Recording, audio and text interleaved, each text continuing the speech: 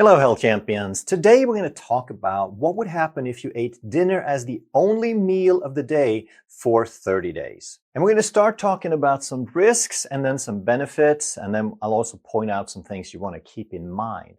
But one of the risks people talk about is that you could get nutritional deficiencies. If you don't eat enough food, it could be difficult to get all the nutrients in to one meal a day. And it is a valid concern because we always need building blocks. We need to replace body parts.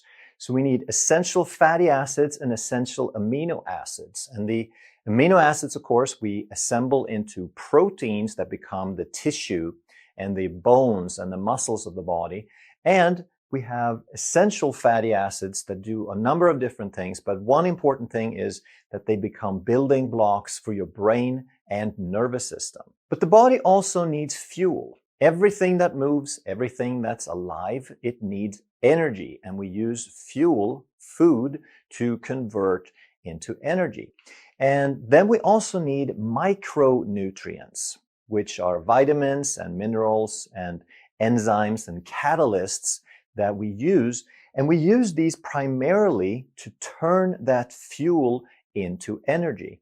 So if we eat less, if we have less fuel going on, then we also don't need quite as many micronutrients because we don't need to break down as much food. But it is still very, very important that we get enough of these building blocks and the fuel and the micronutrients. So if you only eat one meal a day, then you need to make really sure that it's a high quality meal, that you use really good sources of food. But you're also only eating one time a day, so you have the time and the resources, and you can put a little extra focus into that one meal to make sure that you cover all these different things. Another risk that's often pointed out is the risk of losing muscle. And the idea here is that if you don't eat enough protein, then you can't replace your muscles. And if you don't eat enough calories, then your body's going to break down muscle to make blood sugar. Now, this doesn't really happen until you go on a very, very long fast for a number of reasons. But of course, it is important to get some protein, which is why you do not want to make your one meal of the day from orange juice, toast, and ramen noodles, because these foods don't have protein or those building blocks or essential fatty acids or anything that we talked about. All you get from these foods would be sugar, starch, and calories, which again is why we need to make sure that that one meal a day consists of high quality foods so that we get as much as possible of those nutrients. But that's not only true when we eat one meal a day. That should always be your focus. Most of the health problems we have is that we don't eat enough quality foods, that we eat too much processed foods that don't really have anything left. But it's also not as difficult as most people think, because you don't need to get 100% of all your nutrients in every meal. Your body is really good at preserving resources and storing some resources and recycling more when necessary. So when you don't eat as much or as often, your body kicks in something called autophagy, which means self-eating. So what it does is the body upregulates the recycling crew, and it starts going out and looking in every nook and cranny for leftover things. So cells that are kind of borderline, that might have died next week, it goes out and it kind of cleans up that cell. But it also cleans up cellular debris, misfolded proteins, things that aren't just quite right. So it's like you're raising the quality of your tissue with this recycling and this autophagy.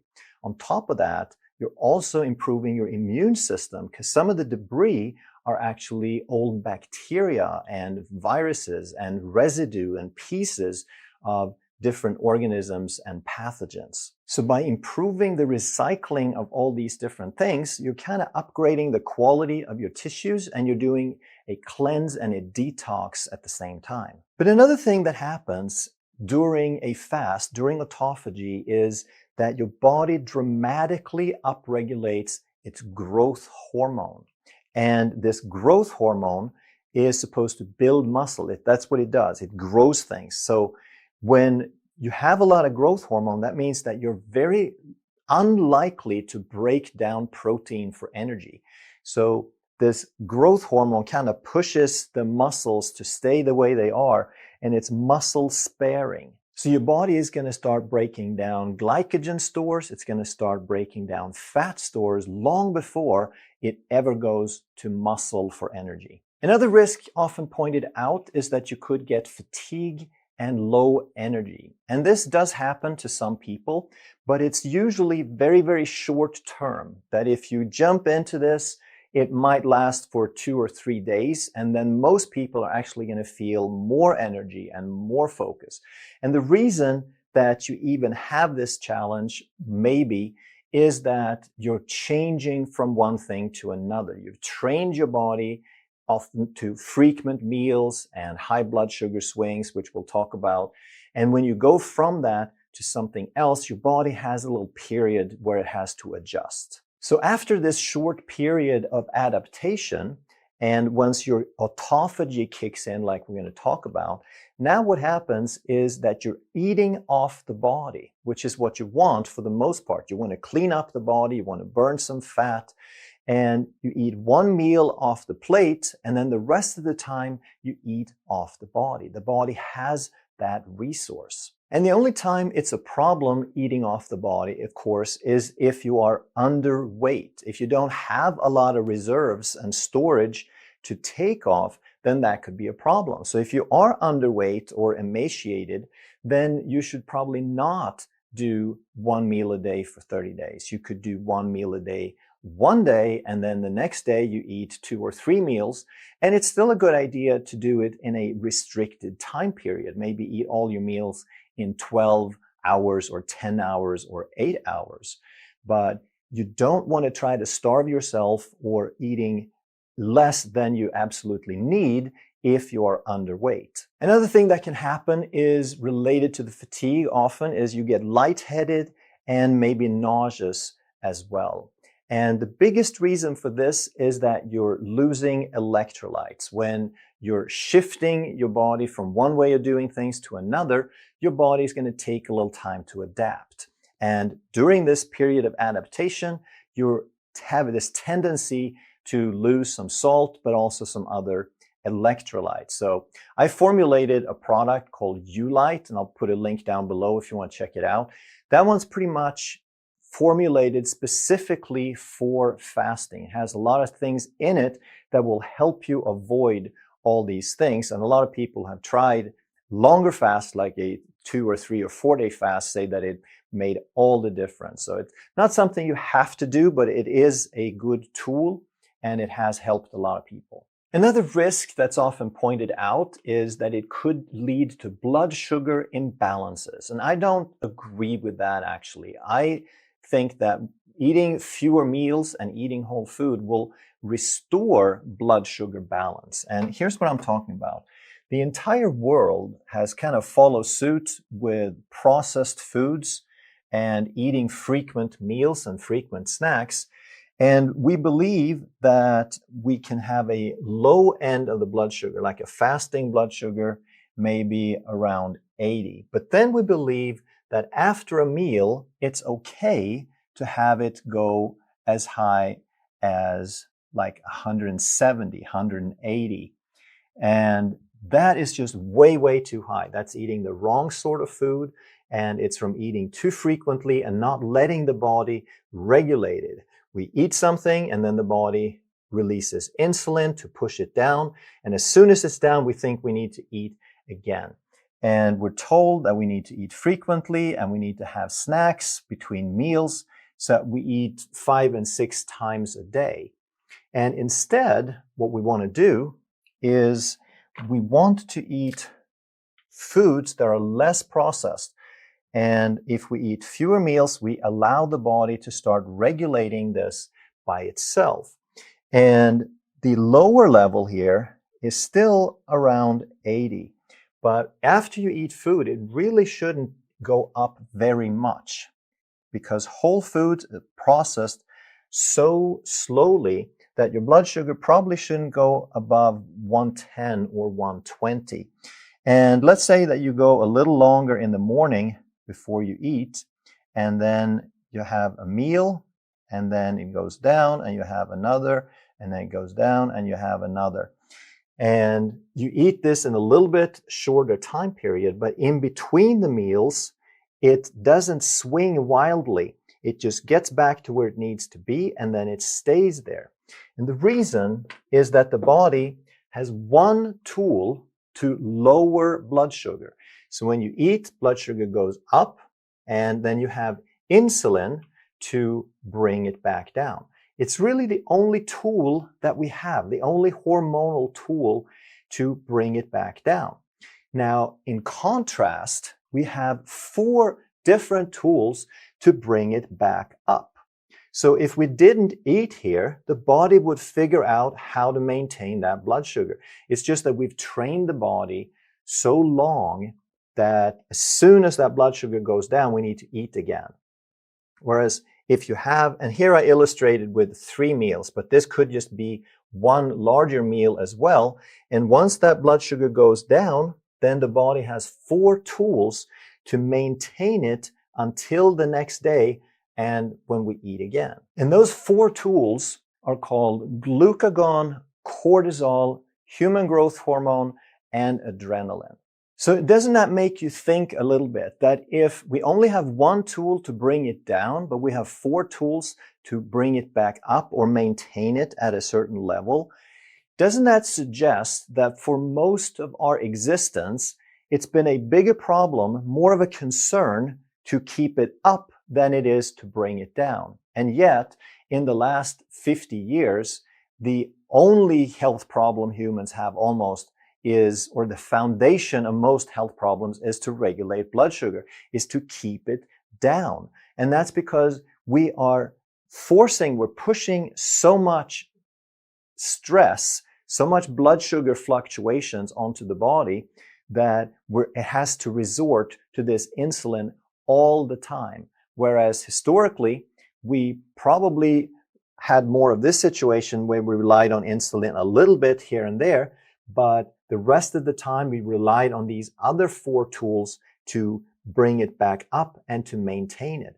This is normal. This is abnormal. And yet, as a culture, we believe that this is healthy blood sugar. This is normal blood sugar. And the reason we get this situation where we have a distorted version of blood sugar, of course, is that we eat too much sugar, too much high starch food, and too many high frequency processed meals. We eat too often and we eat junk food. And I want to talk a little more about insulin because that really is the key here. Every time that you raise blood sugar, you release insulin to bring it back down. So what happens here over time is that we increase the levels, the base levels of insulin, because you eat something that raises blood sugar, now you release insulin. So this time we're showing insulin here.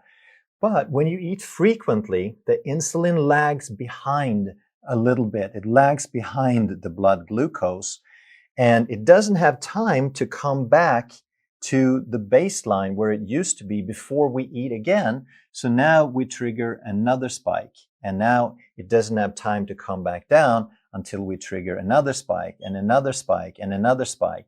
And this doesn't happen in a day or a week or even a year, but when we eat this way for years and decades, now we're driving this trend upwards. So we get chronically high levels of insulin. And insulin is a storage hormone.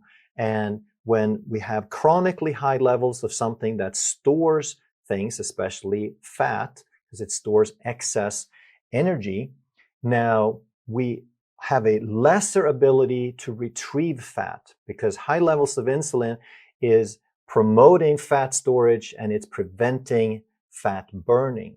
So with high insulin, we can't burn the fat, and now we get hungry. And now we reinforce this behavior because every time blood sugar drops, we get hungry. because it goes down, we can't retrieve, we can't use those 4 hormones, those 4 tools to retrieve energy as efficiently, and therefore insulin goes higher and higher, and we get hungry, and we eat to compensate. So now let's start talking about some of the benefits. And the biggest benefit is that you can reverse this trend with fewer meals, and you can start improving your insulin sensitivity. When you're driving it up like this, you're becoming insulin resistant, and what you're trying to do is to reverse it and become more insulin sensitive. And anytime that you eat food, you're going to increase a little bit of insulin. If you eat something sugary and starchy, you're going to increase insulin a lot. If you eat something with protein and fat, you're going to increase it just a little bit. But anytime that you don't eat at all, any duration of time, during that time, insulin will go down, because the only purpose of insulin is to respond to blood sugar. And if you're not eating anything, then it's going to keep dropping. So here's what that looks like in comparison now. So let's say that you have spent 10, 15, 20, 30 years in driving your insulin levels up to here. So that's your starting point. Now, as long as you're not eating, so let's say that you wake up in the morning and for the first 4 hours or 6 hours or 8 hours, you don't eat. So if you have dinner as the only meal, then that could be anywhere from 2 o'clock to 6 or 8 o'clock. So we have a few hours where we're not eating, and during that time, insulin drops. And then we have our meal, but hopefully we understand not to eat the processed and the sugary and the starchy stuff. We eat protein and fat, leafy greens, non-starchy vegetables, etc. Now we get a small insulin spike, and after that, the insulin drops. And after that meal now, insulin keeps dropping, because when we don't eat, insulin drops. And now we don't start over at the same level next day, but rather we start here. And as long as we're not eating, it keeps dropping. And it may not drop as fast as I'm showing you on this graph, but that's just so that you can see anything. Otherwise, it'd be really close to flat, because it doesn't change immediately, but it doesn't take 10, 15 years like it took to create the problem either. It will take a few months. So during the day, you'll see a tiny, tiny drop, but over a period of weeks and months, now this baseline of insulin is going to keep dropping lower and lower until you're down into a healthy level again.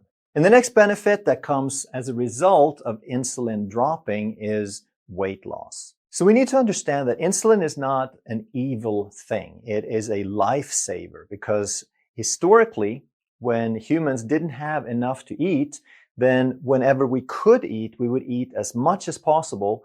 We would store the excess, and then when there was less food, now we could retrieve energy from those stores. So insulin is a good thing in times of non-abundance, because insulin helps us store. Insulin is a storage hormone, like I mentioned. But something that has saved our lives for tens of thousands of years can backfire when we start eating in abundance and we start eating the wrong things that unbalances our system.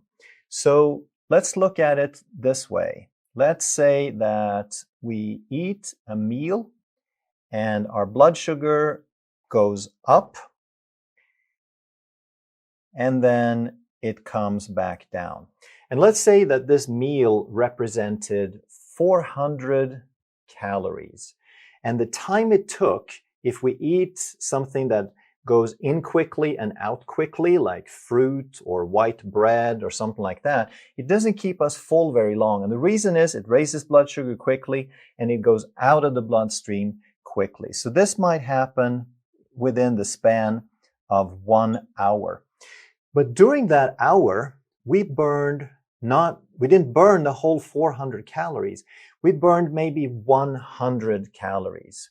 And this is just an approximation to keep the numbers approximate. So let's say that in 24 hours, you burn 2,400 calories. That's roughly 100 calories. Some people are going to be a little more, some people a little less. But what that means is during this time, you processed through 400 calories, you used 100. That means 300 calories are going to be stored. And you guessed right, it's the insulin that handles this job. Insulin is that storage hormone. And then the whole idea, like we said, is that after we have stored it, now we can retrieve it. If we wait, if we have several hours to the next meal, now we can reclaim these 300 calories and we're back to base level. But if insulin levels are high, now it doesn't work exactly the same, because with high insulin, now we can't retrieve that stored energy as easily. And if we can't get that energy back from the stores, what happens is instead we get hungry. So insulin makes us hungry. And that's why it's so difficult when you have these blood sugar swings and when you eat this processed foods and you eat frequent meals, you're training your body away from the ability to go several hours to the next meal. So in other words, by eating the way we've been eating, and the more and more people are starting to eat around the world as a norm, we are conditioning ourselves for hunger. We are conditioning ourselves for overeating and eating soon again after that meal. But like we said before on the previous slide, if you eat fewer meals, anytime you don't eat, you allow insulin to drop, and now you become more insulin sensitive.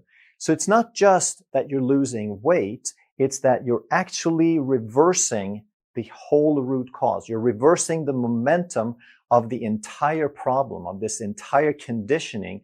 You're undoing it in a good way. And I want to touch on this autophagy again because it's such a huge benefit. Like we mentioned before, you're increasing your recycling and you're increasing your cleanup. It's like you're upgrading the quality of your tissue. But one more super important thing is that you're also upgrading the quality of your mitochondria. And mitochondria are the little things inside your cells that make all your energy. And as they get a little old and a little rusty, they don't work as well. But with this increased autophagy, we're recycling more of the rusty mitochondria and we are making new and fresh ones. So it's like we're also upgrading the quality of our energy production. And these mitochondria are what's going to help us make energy out of the fat that we have stored on the body, and they're going to help us get energy until the next meal. Another benefit is that you improve your gut health. And this is such a huge benefit, and they're on so many different levels. I'm just going to touch on a few.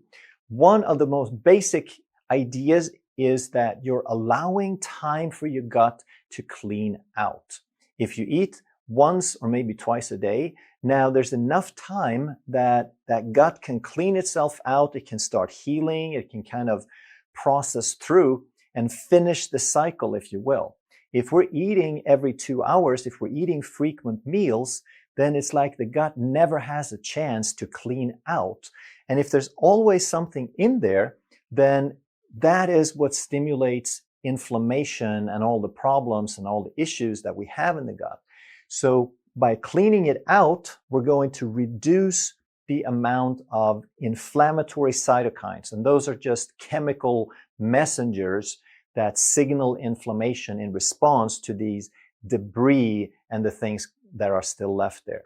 Another thing that happens is that you promote diversity between different bacterial strains. You promote having more different strains, because if you eat all the time and you tend to eat the same stuff, then you're going to breed and promote the same types of bacteria.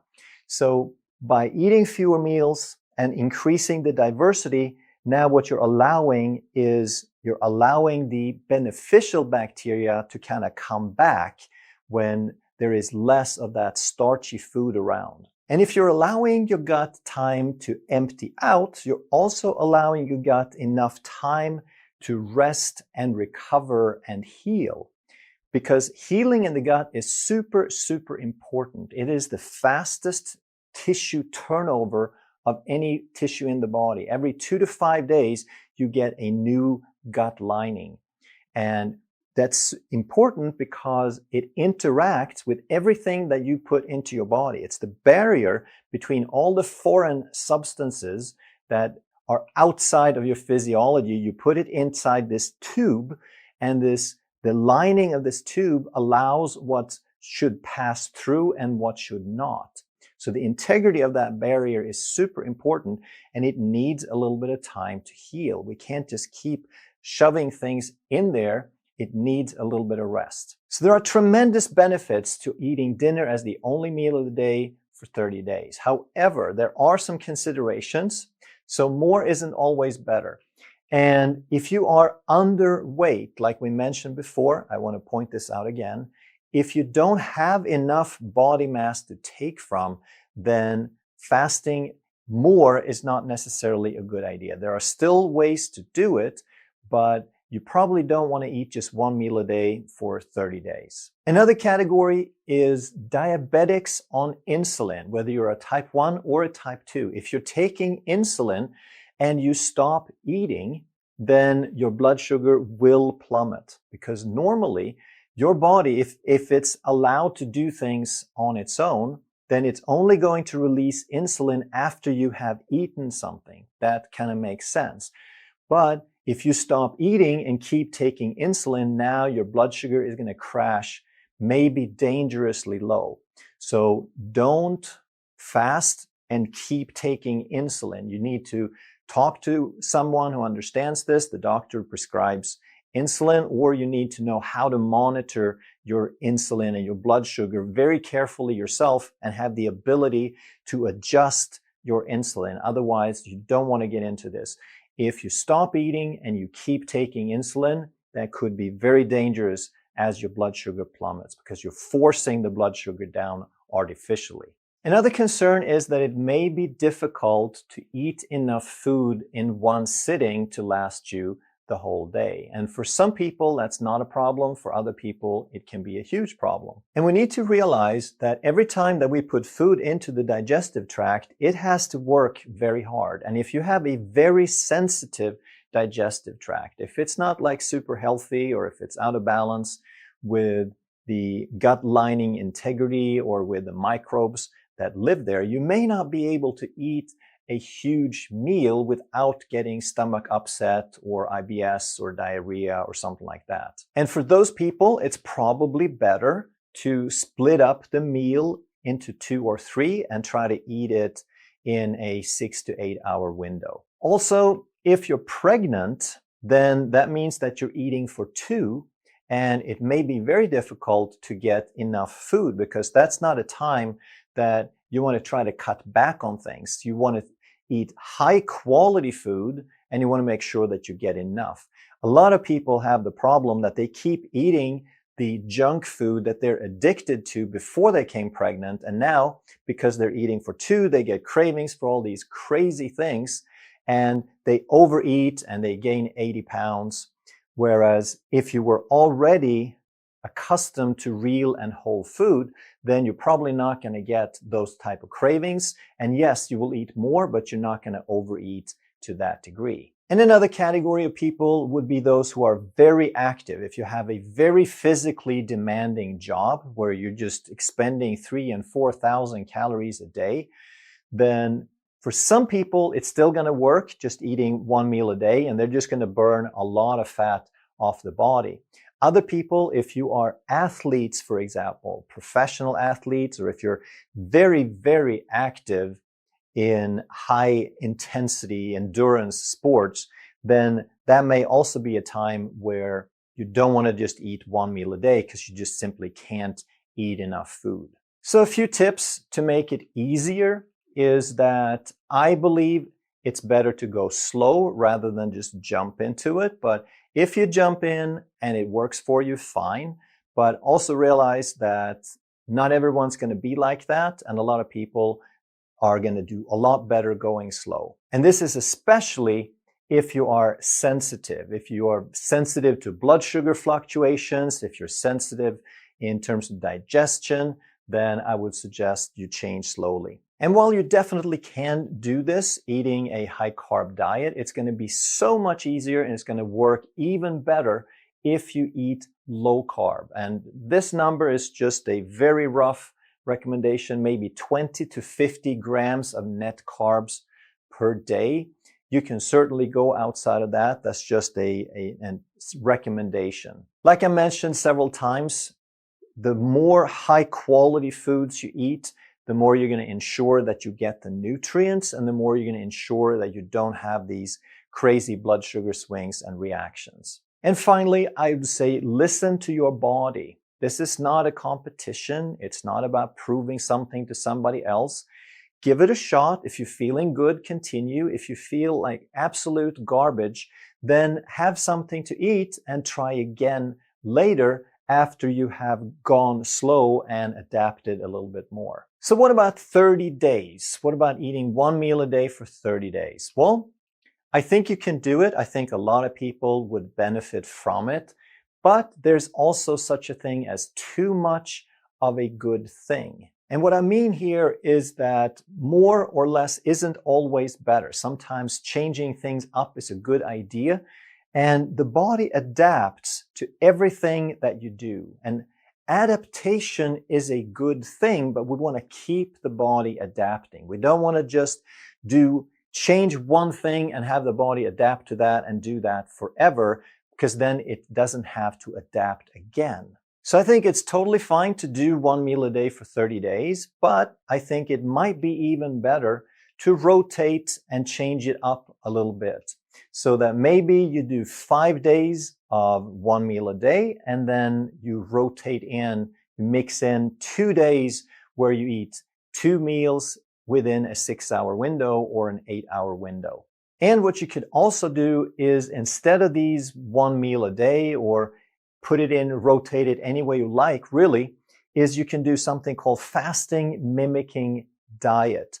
And what that means is that for one day, instead of fasting completely, you eat less calories, less carbohydrate, and very, very low protein. So basically, you would eat maybe 800 calories, or approximately a little less than half of what you would normally eat.